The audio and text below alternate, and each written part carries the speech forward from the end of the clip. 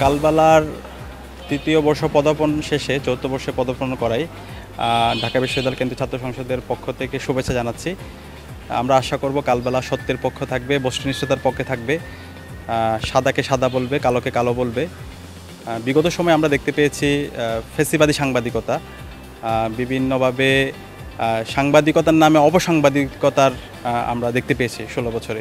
আমরা আশা করব জুলাই বিপ্লব পরবর্তী বিপ্লবের যে আকাঙ্ক্ষা, শহীদদের যে আকাঙ্ক্ষা, সে আকাঙ্ক্ষার আলোকে নতুন দিনে সাংবাদিকতা হবে এবং সে জায়গায় কালবেলা তাদের দায়িত্বশীল আচরণ করবে। আমরা কালবেলার জন্য অনেক অনেক শুভকামনা জ্ঞাপন করছি। আশা করছি কালবেলা শিক্ষার্থীদের পক্ষেই থাকবে এবং বস্তুনিষ্ঠতার পক্ষেই থাকবে।